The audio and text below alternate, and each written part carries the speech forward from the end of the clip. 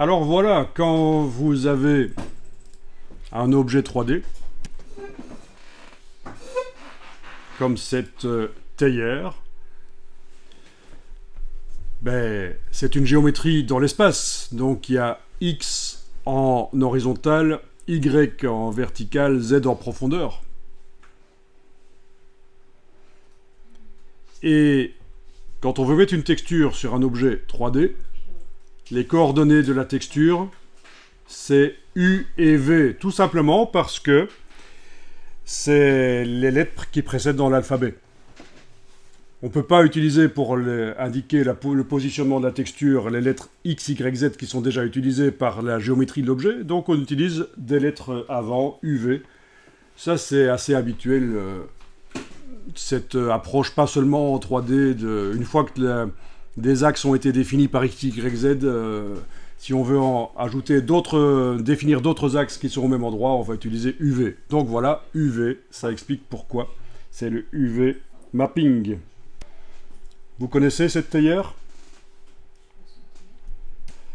Donc la théière, c'est le premier objet 3D complexe qui a été réalisé pour faire des tests des premiers soft 3D parce que c'est un objet qui a une géométrie qui est quand même assez relativement simple, donc pour faire les calculs, c'est rapide, mais en plus, il y a quand même un tube, il y a quand même la anse, tout ça, c'est plein de cas de figure 3D en un seul objet. Donc c'est très connu, la théière en 3D, si on veut symboliser la 3D, la théière, c'est souvent utilisé. Voilà, comme ça vous voyez pourquoi il y a une théière dans l'article Wikipédia qui parle du modelage 3D. Ils expliquent certainement ce que je viens de vous expliquer. Ah ben voilà. Donc ça c'est un rendu moderne de l'iconique théière de l'Utah. Oui, c'est une théière comme il y a là-bas. Voilà. 1975. Un des objets 3D les plus utilisés en 3D pour l'éducation à la 3D. L'apprentissage à la 3D. Voilà. Alors, ce qu'on a fait, donc ce qu'on a demandé à Dimension de faire, c'est du déploiement UV, du UV Unwrap. Et si je tape ça dans Google, je vais tomber sur plein d'exemples. Ici, c'est évidemment du Blender, puisqu'on a le petit singe typique de Blender. C'est un peu l'équivalent du teapot, mais dans Blender, ils ont des singes. Et quand on déploie la surface de la tête du singe, on obtient ça.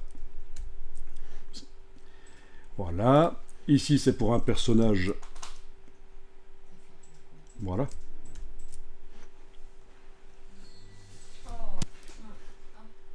Voilà. Donc, le UV Unwrap. Ah ben voilà pour cette petite barque. Le déploiement UV. Donc, c'est assez connu comme technique. Donc on a parlé depuis quand même 1 heure de normal mapping. Qu'est-ce que c'est les normales? Bien, dans un objet, les normales, c'est les perpendiculaires à la surface. Comme vous le voyez, elles sont symbolisées ici sur l'objet 3D. Bien sûr, dans Dimension, on ne peut pas les visualiser parce que Dimension est un logiciel pour les graphic designers. Et c'est assez simple. On ne complique pas les choses, mais... Voilà, les normales, c'est donc ça. Alors, quand je vous disais que vous utilisez les normales sans vous en rendre compte, c'est parce que dans les jeux vidéo, c'est fort utilisé. Vous avez par exemple ici le personnage, la géométrie du personnage dans le jeu vidéo, et il apparaît plus complexe parce que sur lui, il y a une texture normal map qui donne une impression de relief plus complexe.